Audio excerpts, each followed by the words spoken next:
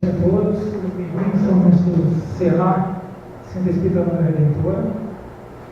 Temos hoje, na quinta-feira, dia 5, a palestra do Espírito Fernando Oliveira. Nossa esposa é presidente do Centro Espírita Pedro, Apóstolo de Jesus, e veio aqui nos habilitar com a sua palestra. Vamos fazer aqui uma leitura.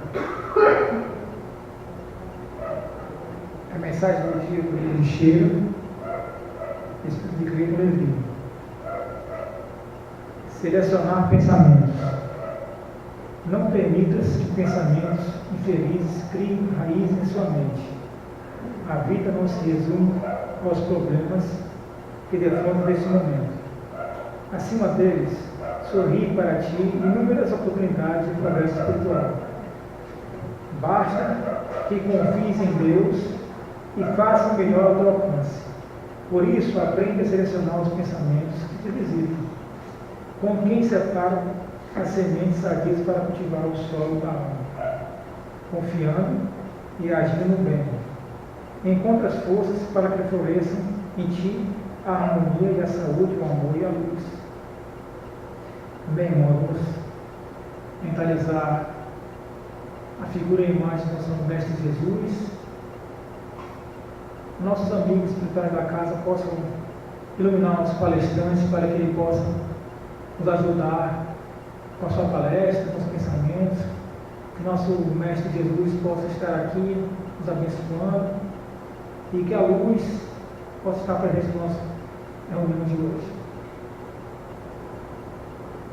Vamos abrir aqui o Evangelho, segundo o Espiritismo.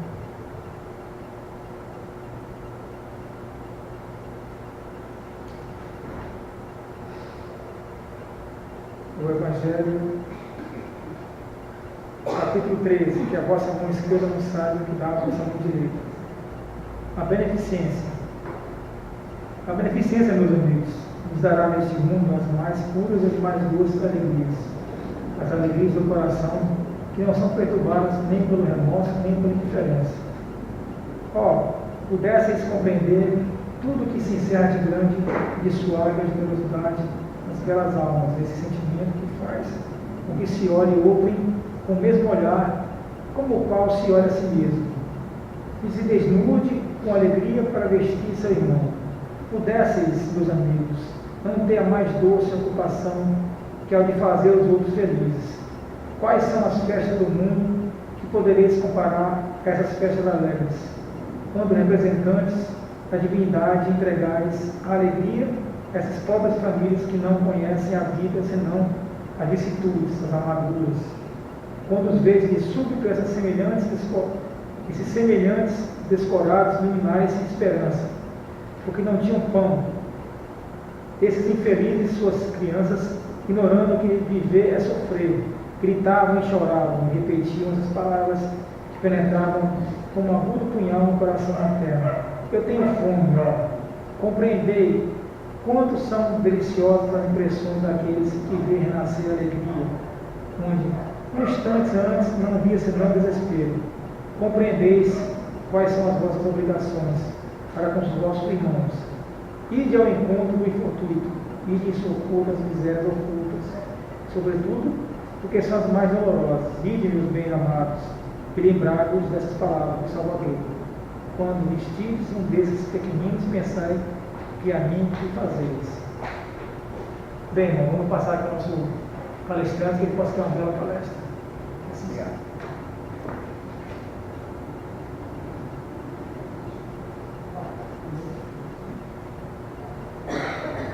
Eu tomo a liberdade de balançar um pouquinho.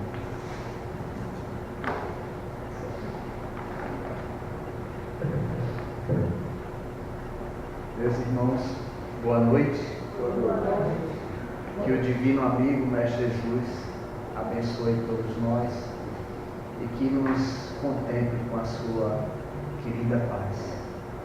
Que estejamos todos com o coração aberto para sentir a divina proporção dos carinhos e do seu afeto inigualável, que nos acolhe em seus braços nos momentos de plena dor, mas que acima de tudo compreende as nossas falhas e fraquezas, e como irmão, ceareiro da paz que foi, deixou sua lição de amor e nos permitiu, nessa vivência, nessa encarnação, conhecer o Consolador prometido, o Espiritismo, para desbravar os nossos conhecimentos além da matéria, onde aqui vamos poder um pouco desfrutar desses conhecimentos através das reflexões da doutrina espírita, codificada em meados do século XIX pelo grande codificador e servidor de Cristo Jesus, de Deus nosso Pai, Allan Kardec. E é dentro dessa analogia que a gente vai tentar discorrer um pouco sobre a história e falar e explicar, dentro do nosso parco conhecimento, a diferença entre espiritualismo e espiritismo. O século XIX foi o século de muitas descobertas científicas e também, evidentemente, foi o século do surgimento do espiritismo. O século XIX foi o século em que a ciência se mostrou numa eclosão surpreendente, quando no ano de 1813, Richard Trevithick nos trouxe a locomotiva a vapor. Também surgiu a máquina de costurar no ano de 1830 pelo alfaiate francês Barthélemy Timonier. Surgiu em 1835 o código Morse, o telégrafo, pelo Sr. Samuel Morse. Em 1860 veio Antônio Meucci trazendo para a gente o telefone. E mais ou menos no ano de 1879, já quase no final do século XIX, surgia as lâmpadas incandescentes comercializáveis pelo senhor Thomas Edison. O ano em que o mundo estava em plena ebulição. Muitas coisas estavam acontecendo. Muitas revelações surgiam. Coisas surpreendentes, porque o homem começava a se perceber com um saber surpreendente. E até então se questionava a existência de Deus. Porque se o homem era capaz de criar tantas coisas, qual a utilidade de Deus? Qual o sentido da existência de Deus? Eu sou superior a Deus? Alguns deles poderiam se definir assim. Mas Deus, soberanamente bom e justo, permitiu que esse saber chegasse ao homem para poder descobrir algo que até então não se era tão claro, como, por exemplo, a doutrina espírita, que começaria por volta do ano de 1850, se mostrar com a plenitude que era necessária para podermos sair das abstrações espiritualistas e compreender o que efetivamente significaria, o que surgiria por meados desse século, o conhecido então e definido de forma tão clara pelo senhor Allan Kardec. No século XIX também, tivemos, certamente por providência divina, o nascimento desses grandes homens. Charles Darwin, Santos Dumont, Allan Kardec, Camille Flammarion, Gabriel Delamy, Leon Denis, Ernesto Bozano, Bezerra de Menezes, Albert Einstein, Sigmund Freud, Eurípides Barçanufo, Viana de Carvalho, entre tantos que contribuíram demais para o progresso da humanidade. Uns pela ciência, outros pela filosofia, outros pelo seu simples conhecimento da fé. se nós fôssemos narrar especificamente o que cada um desses homens fizeram, seria tempo suficiente para ter uma palestra tão somente para tratar sobre eles.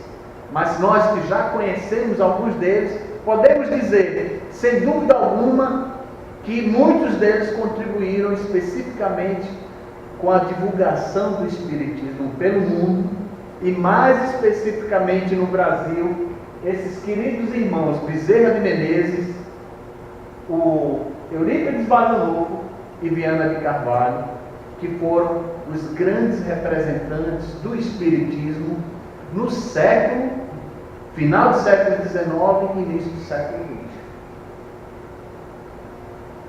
Viana de Carvalho e Bezerra de Menezes, mais especificamente, cearenses, e que nós sabemos bem as suas histórias. Viana de Carvalho passeou pelo Brasil, criando centros espíritas em todo lugar por onde chegava. E é o mentor espiritual da nossa federação, do SEC, o Centro Espírita Cearense. Bezerra de Menezes é considerado como o mentor espiritual do Brasil, porque todos têm um carinho, um afeto surpreendente por esse grande espírito, o médico e grande servidor do Cristo, Bezerra de Menezes. E que em muitos momentos de dor e aflição, além de recorrermos a Deus e a Jesus, a Ele procuramos para aliviar nossas dores. Mas nós não viemos aqui para falar desses homens, e sim para falar sobre o Espiritismo e o espiritualismo. No ano de 1848, em Hydesville, num vilarejo a oeste dos Estados Unidos, de Nova York, nos Estados Unidos, uma pequena casa simples que acolhia a família Fox. As meninas Kate, Meg, Leah, seus pais Margaret e John Fox começaram a perceber alguns ruídos, movimentos involuntários de objetos em sua casa. E daí começou a se perceber que existia uma entidade não física, espiritual, se manifestando naquela casa. Até então, eles não sabiam que aquilo se tratava de mediunidade. Mais adiante é que isso foi devidamente esclarecido pelo senhor Allan Kardec ao elaborar a codificação. Mas era mediunidade, e mais especificamente as meninas Kate e Meg, Margaret, eram os médiuns que ofereciam as suas percepções mediúnicas para que esse espírito pudesse se manifestar. Nós agora que já conhecemos um pouco do Espiritismo, podemos dizer que esse espírito utilizava-se da energia vital dessas meninas, que eram médium, para poder, através delas, tentar estabelecer uma linha de comunicação. Sabemos também que esse espírito tentava pedir justiça pelo que lhe aconteceu.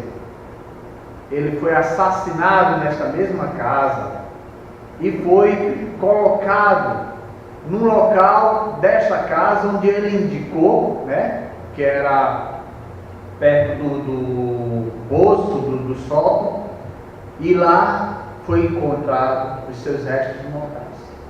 Também indicou, através da sinalização que se estabeleceu, através de pancadas e gestos como sim e não, o nome da pessoa que o teria feito este mal.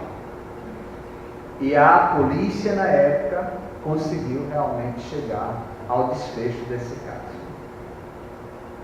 Isso não nos surpreende, porque ainda hoje a gente encontra em cartas, através de psicografias do Chico Xavier, e aqui no Ceará especificamente, através do nosso querido irmão Newton Souza, esclarecimentos surpreendentes sobre casos como esses, e que levam a desbravar situações equivocadas, de desencontros que os espíritos têm nesses momentos de desencarne.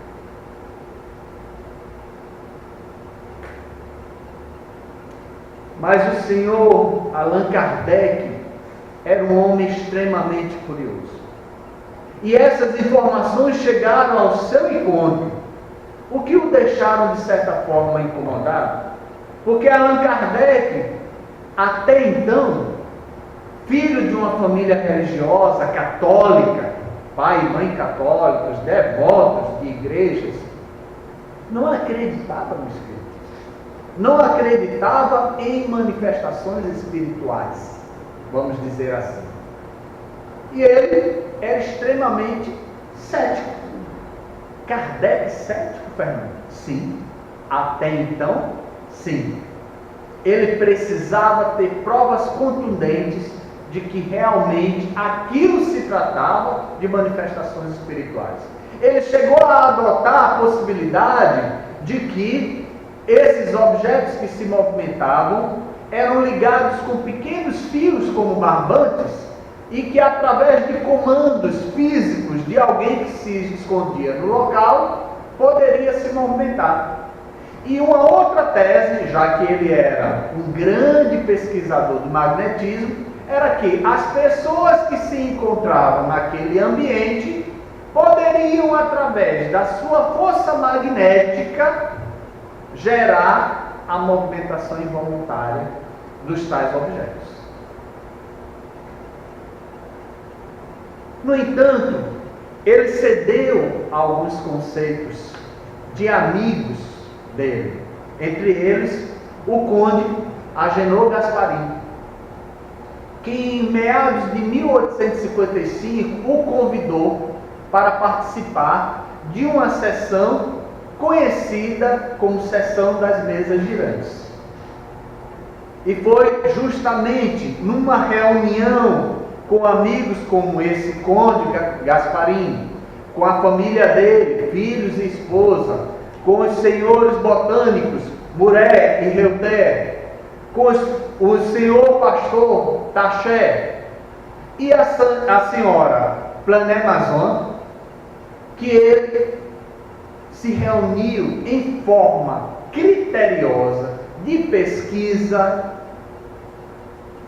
para entender esses tais movimentos involuntários, conhecidos naquela época por movimentos das mesas girantes. A proposta do senhor Allan Kardec era de pesquisa e investigação.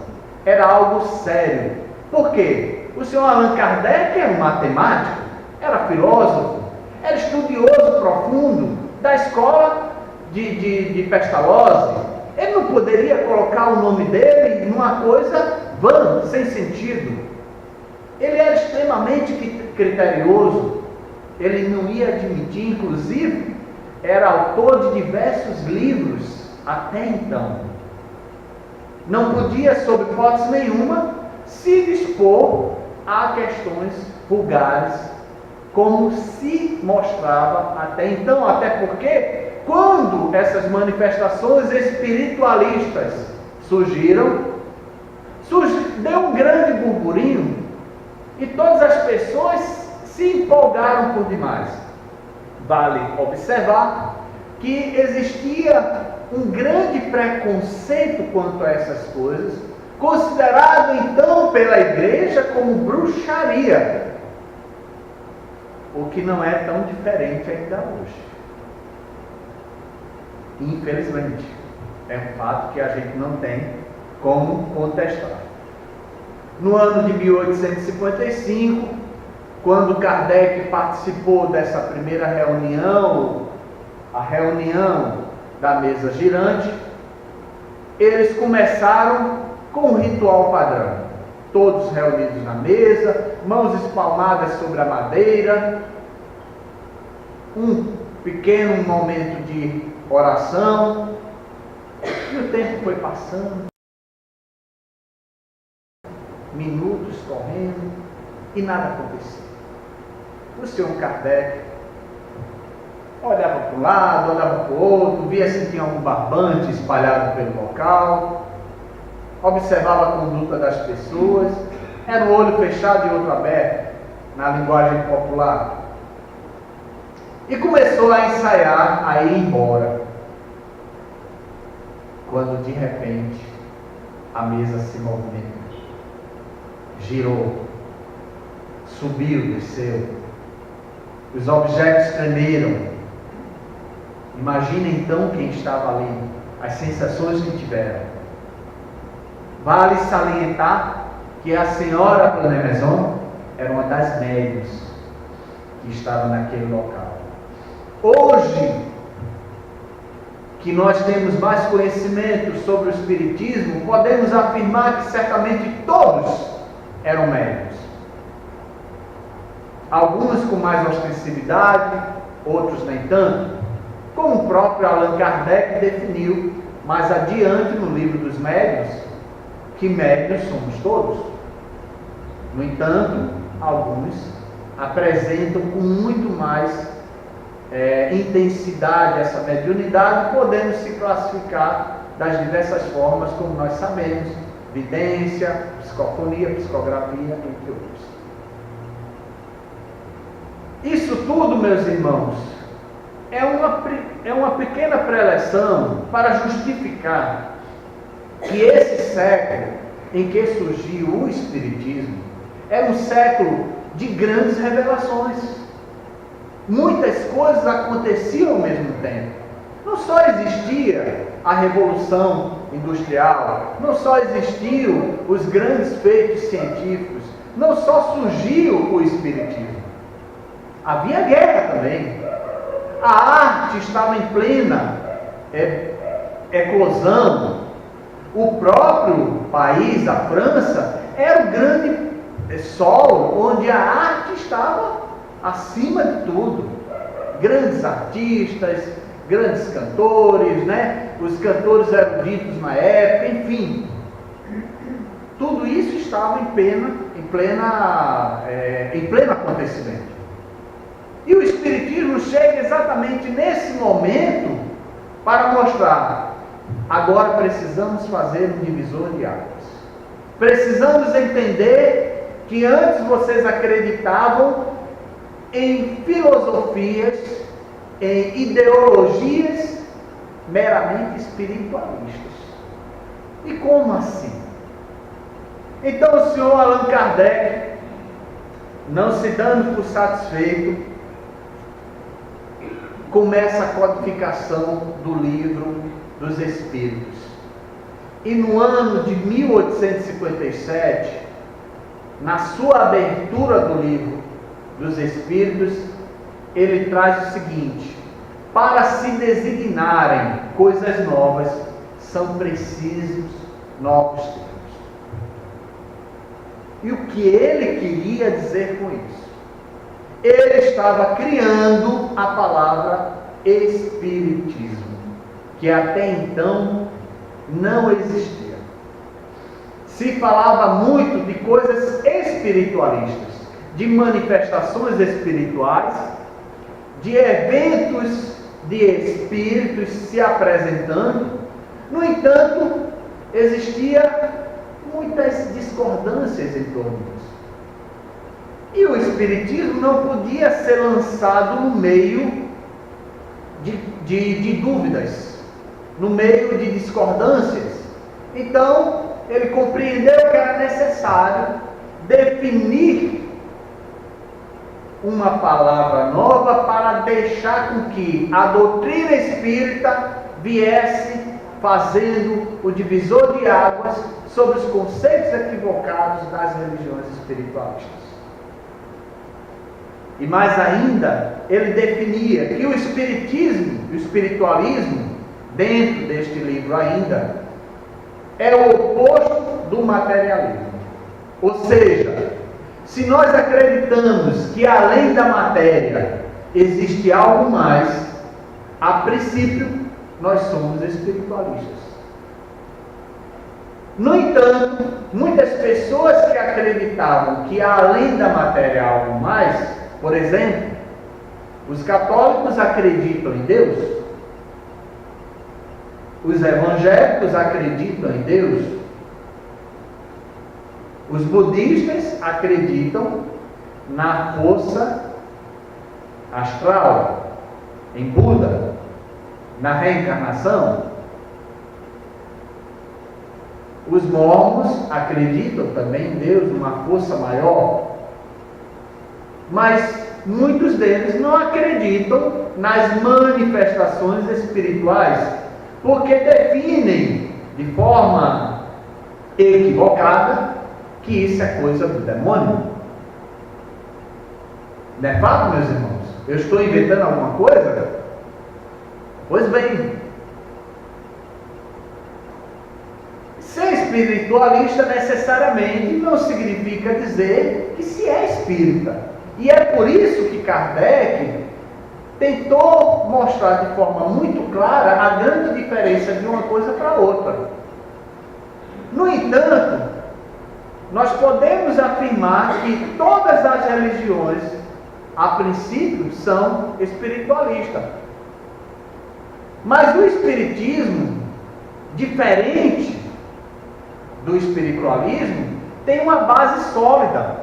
O espiritismo tem por princípio a relação do mundo material com o mundo dos espíritos, que é uma coisa só.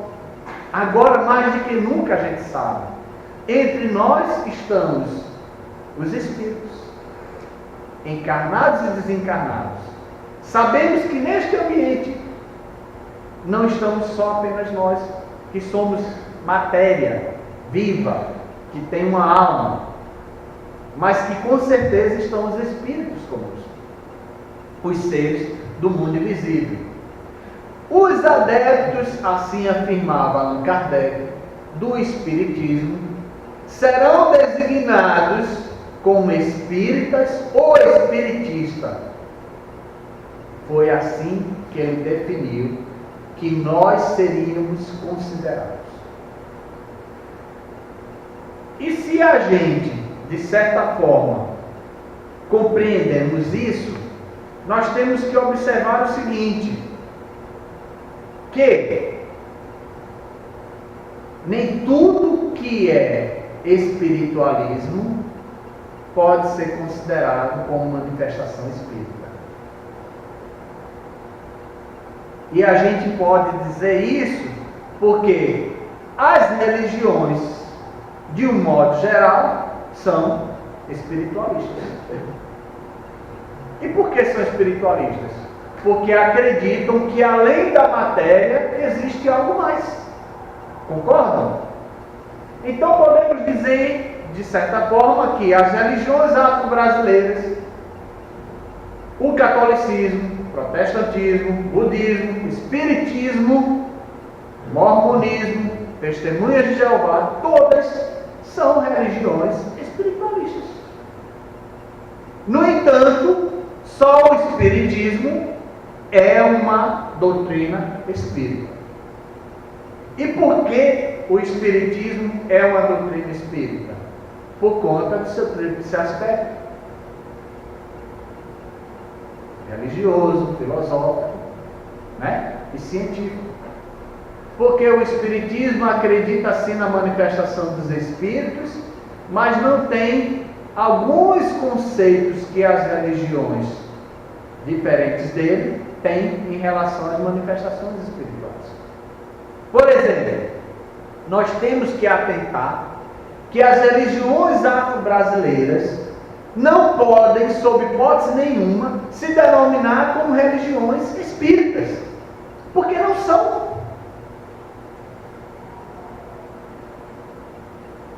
Candomblé, Ubanda, Quimbanda, nada disso é espírita. O espiritismo não é religião que faz cultos com danças, que não acende vela, que não oferece cachaça nem cigarro, que não faz sacrifício animal. Ubanda, por exemplo, tem essas coisas. Nós não oferecemos para pedir algo em troca, senão a paz, a harmonia e a felicidade. Então não podemos considerar que essas religiões são religiões espíritas, porque não são. E daí está o grande divisor de águas do espiritualismo para o espiritismo. Da mesma forma que as outras religiões, como o catolicismo, o espiritismo não tem um papa, não tem um sumo sacerdote, não tem um pastor.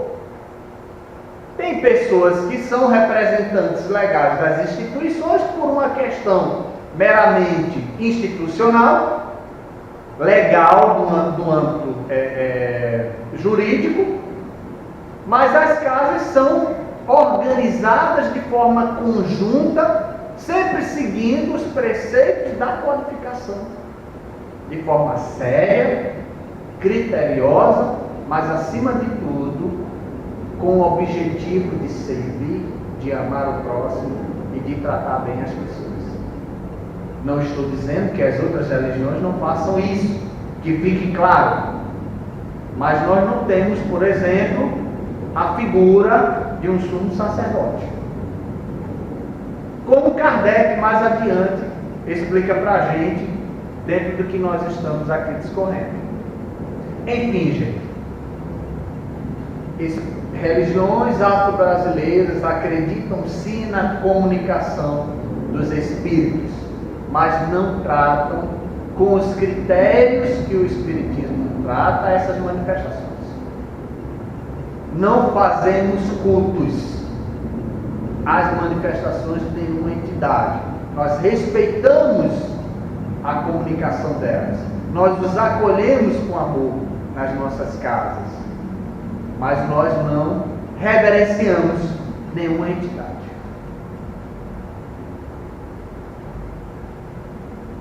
O Espiritismo, enquanto ciência,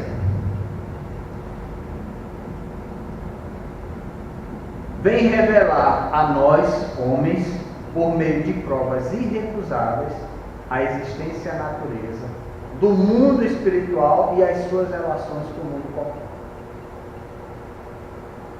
Essa é a grande definição do Espiritismo.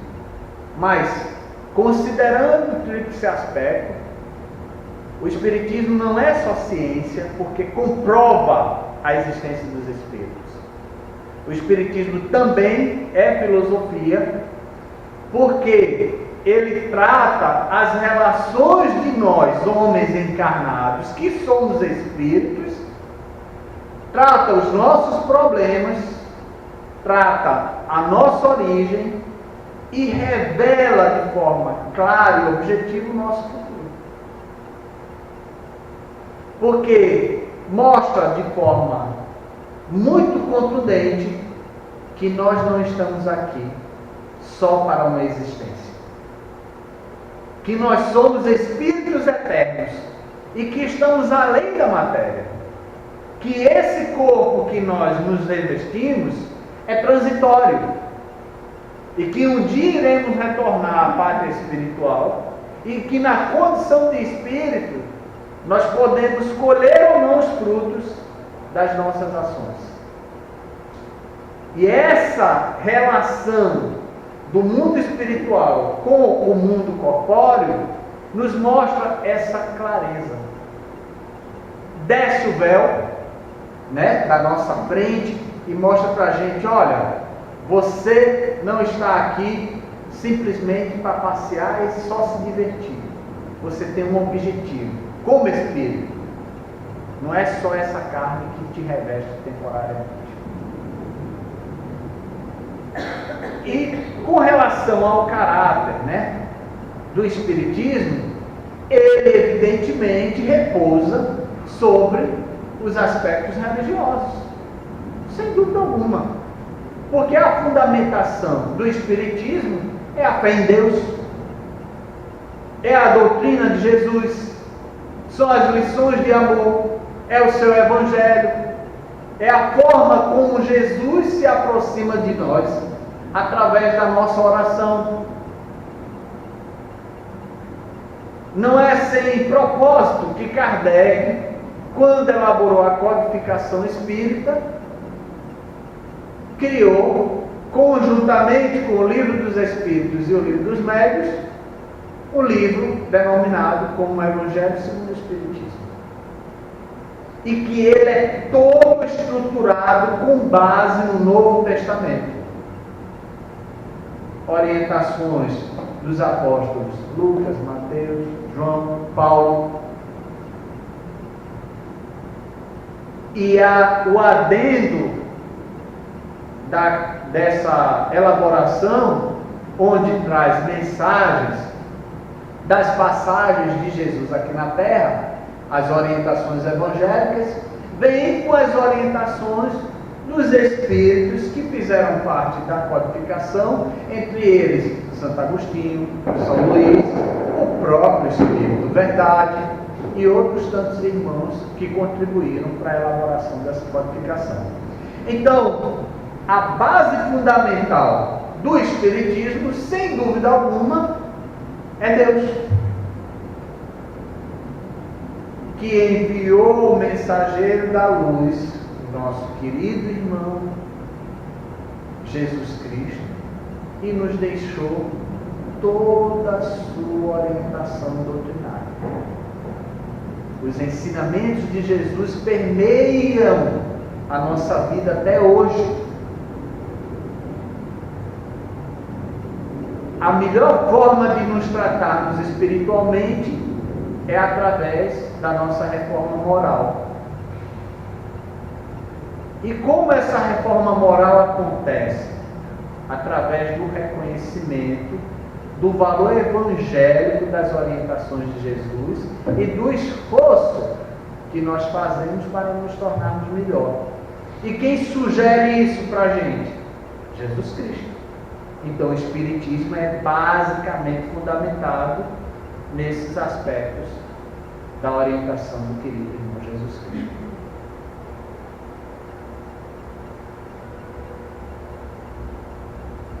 De acordo com Allan Kardec, nós podemos afirmar que o Espiritismo traz o seu tríplice aspecto e que esse tríplice aspecto, enquanto ciência, revela as manifestações dos Espíritos, o estudo e a comprovação da existência dos Espíritos e a comunicabilidade deles com os homens. Que nós estamos intermediários entre a vida corpórea e a vida espiritual, e aí existe o grande agente dessa comunicabilidade, que são os médiuns. Nós, que estamos no meio. A palavra médium vem exatamente da palavra meio, entre o corpo, a matéria e o espírito. Que enquanto filosofia, o Espiritismo diz respeito aos princípios morais em que assiste a doutrina espírita, se assenta a doutrina espírita. E enquanto religião, é o conjunto de tudo isso, evidentemente com os princípios religiosos, teológicos, filosóficos, que a própria religião nos traz. Deus no centro de todos esses aspectos, mas acima de tudo o homem, porque Jesus sempre fala para a gente nas suas orientações: somos todos deuses. Mas nós só seremos deuses a partir do momento em que nós conseguimos compreender a nós mesmos e nos comprometermos com as nossas transformações, com as nossas mudanças. Só que, enquanto a gente observa para esse tríplice aspecto da doutrina espírita, se a gente ficar com o culto diferenciado da nossa religião, da causa que abraçamos, que é a doutrina espírita, aceitando qualquer bifurcação de conceitos espiritualistas, nós estaremos com o princípio doutrinário elaborado por Allan Kardec. A base fundamental dos estudos espíritas é a codificação. Evidentemente que existem obras sérias que nós devemos levar em consideração, porque elas nos esclarecem, trazendo informações complementares ao que está na codificação, mas que em nenhum momento essas obras sérias, e que já falei outra vez até aqui, ouso a falar de novo, como as obras do Chico Xavier, as obras do Divaldo, né? Estamos falando especificamente dos médios, e se a gente for tratar dos espíritos que os assistiram, como por exemplo o Emmanuel, André Luiz, Joana de Ângelo, Manuel Filomeno de Miranda, Amélia Rodrigues, entre tantos, nós podemos levar em consideração toda essa conexão desses espíritos com Deus e com Jesus, e que complementam de forma séria e criteriosa o que está escrito na codificação. No entanto, não são todas obras que se definem como espíritas que nós devemos levar em consideração para poder manter a seriedade do que foi elaborado pelo Sr. Allan Kardec. E não estou aqui para mencionar nenhuma, mas nem muito menos criar qualquer celeuma nesse sentido. A proposta é que a gente tenha critérios. Não é qualquer obra, não é qualquer pessoa que se define como médium que está assistido adequadamente por espíritos elevados.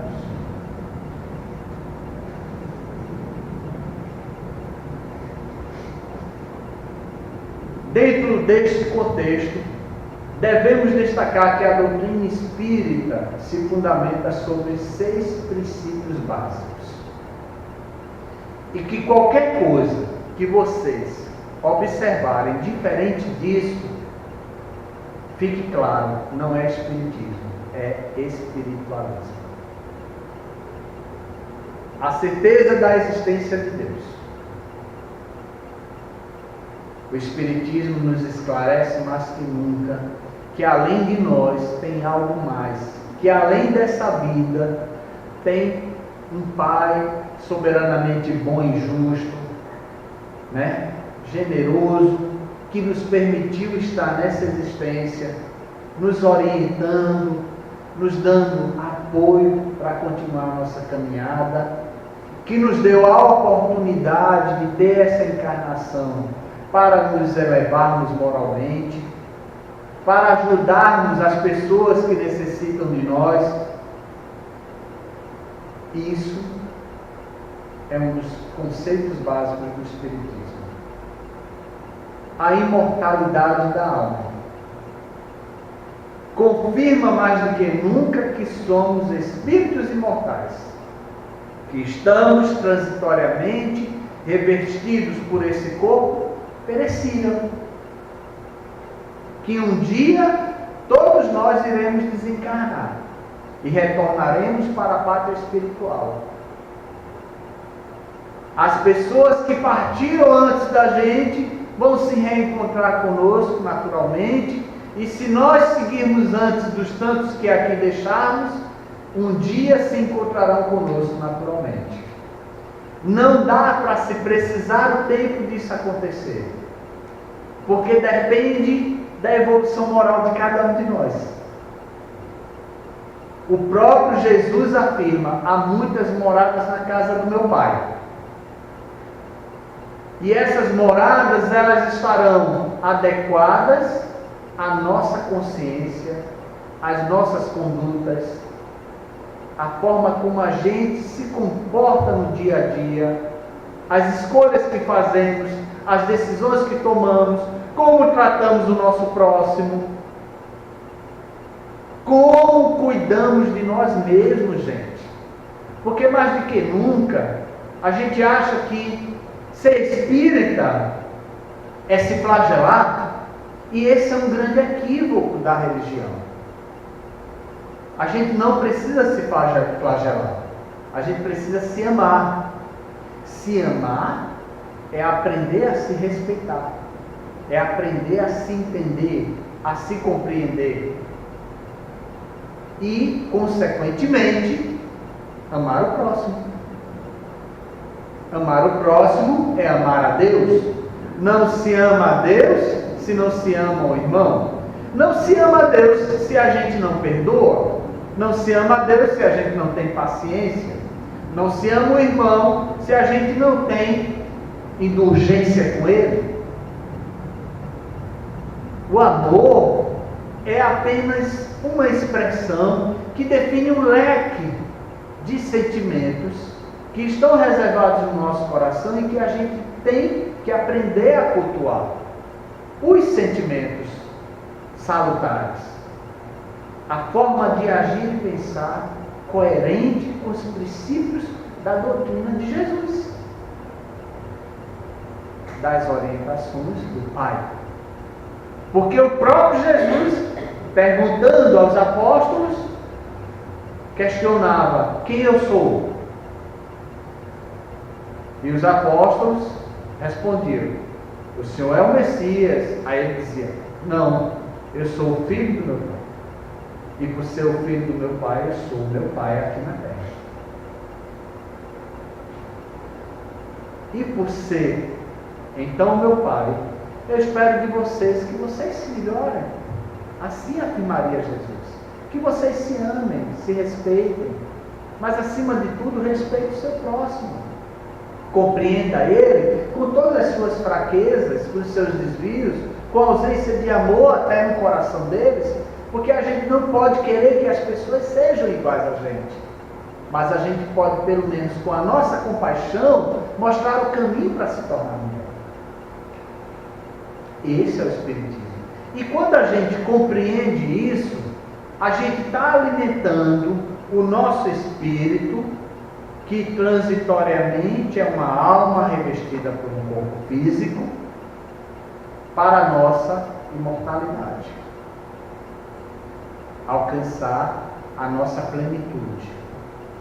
Outro aspecto é a pluralidade das existências, a reencarnação.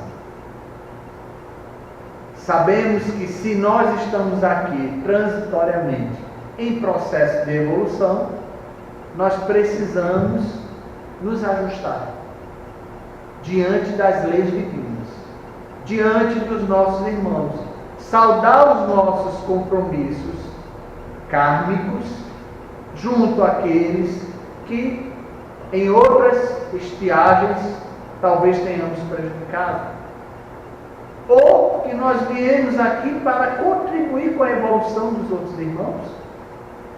Nós não podemos pensar que estamos aqui só para sofrer. A gente também pode estar aqui para fomentar a felicidade daqueles que nós amamos. E nós só podemos fazer isso se nós tivermos consciência de quem somos. E aceitar que um dia nós podemos ser imperfeitos. E que talvez sejamos agora. E que se nos consideramos imperfeitos, nós temos que fazer o esforço para nos tornar melhor.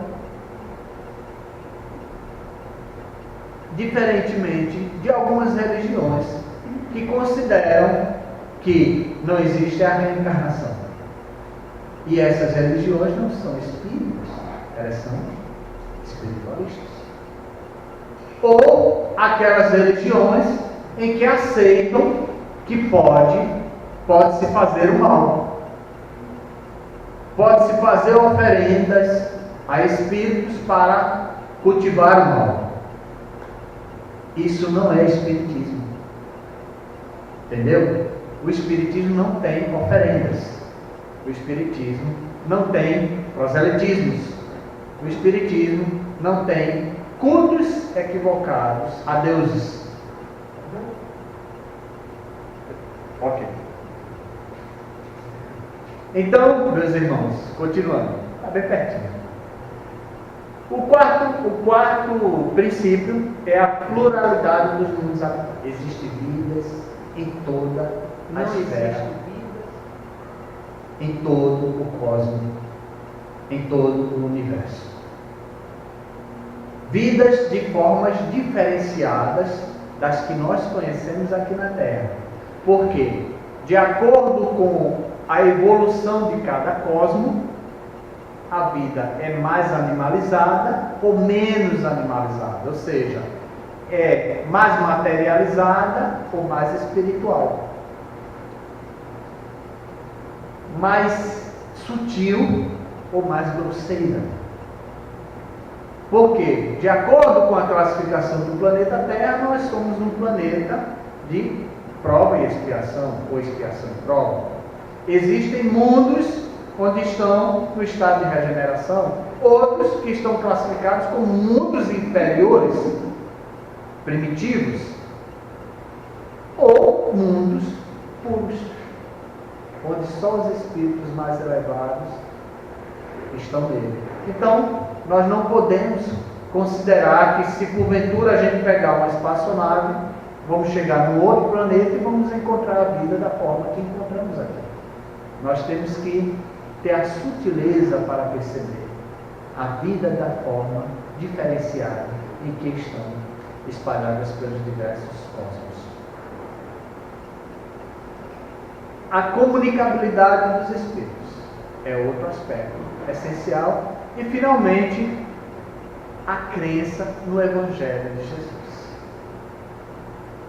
Sem a crença no Evangelho de Jesus, sem as propostas revolucionárias que Jesus nos convoca a fazermos em nossas vidas, nos nossos corações, nos nossos sentimentos, o Espiritismo perde por completo a sua função.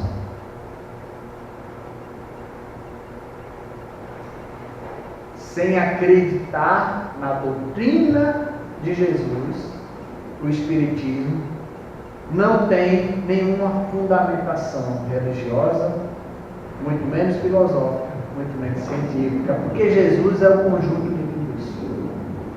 A essência da fé é Deus, e a fé, sem acreditar na existência de Jesus e as suas orientações evangélicas,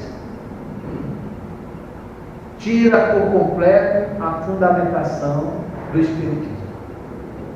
É essencial que nós reconheçamos isso. Se a gente acredita em qualquer coisa diferente disso, podemos afirmar que não somos espíritas, que somos talvez espiritualistas, e que precisamos trabalhar, estudar mais, né? Espíritas, eis o primeiro ensinamento: amai-vos.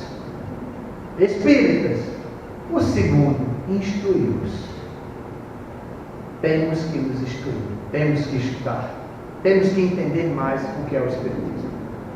E por finalmente, meus irmãos, diferente de qualquer religião espiritualista, o Espiritismo usa da racionalidade para comprovar a existência dos espíritos, usando como base fundamental Deus, o Criador de todas as coisas, soberanamente bom e justo, e nos dá como base sólida os ensinamentos de Jesus e sua doutrina de amor. Abre espaço para a certeza incontestável que a vida é apenas uma passagem necessária para a nossa evolução, que somos espíritos encarnados e que transitoriamente estamos revertidos por um corpo que é transitório, um corpo físico. Necessitamos aprender suas lições para buscarmos o nosso aperfeiçoamento, a nossa transformação na trilha para a perfeição. O destino de todos nós, espíritos, é a vida futura. Ou seja, quando a gente fala que somos espíritos eternos, nós acreditamos que a nossa vida futura é a vida de espírito. A questão é, quando eu desencarnar, o que eu serei? Para onde irei? O que me espera além dessa vida corpórea? E daí vem a grande questão: serão por nossas obras que teremos as conquistas dos nossos méritos? Ou seja, o que eu fiz dessa vida para merecer a felicidade suprema? O que eu estou fazendo de mim e dos meus irmãos? Porque o nosso compromisso não é só conosco, é com toda a humanidade. O que diria então com aquelas pessoas que estão bem pertinho da gente, como a família, que precisam das nossas orientações, da nossa segmentação, da condução de nós, que temos essa consciência enquanto espíritas. Porque assim vamos merecer a felicidade. Porque apenas aqueles que conseguirem ver a luz do amor maior poderá finalmente ser convidado pelo Pai a sentar ao seu lado. O Espiritismo não é espiritualismo. E nós não podemos, sob hipótese nenhuma, aceitar que religiões espiritualistas se definam como tal. Porque o Espiritismo é uma doutrina muito séria. E não foi sem propósito que o senhor Allan Kardec foi convocado por Jesus e os Espíritos de Luz para realizar a compilação da doutrina espírita. Este homem tinha alto grau moral, muita elevação, não só intelectual, mas como espírito, para alcançar esse objetivo.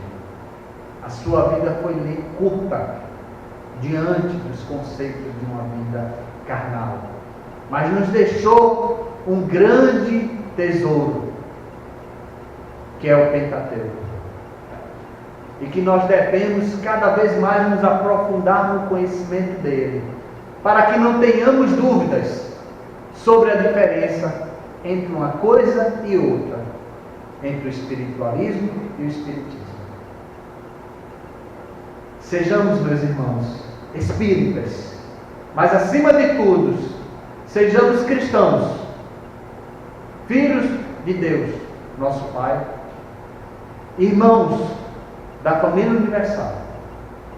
E quando compreendermos finalmente que somos irmãos de uma única família, que é essa família criada pelo Pai, poderemos dizer que seremos um dia todos luz. Muito obrigado.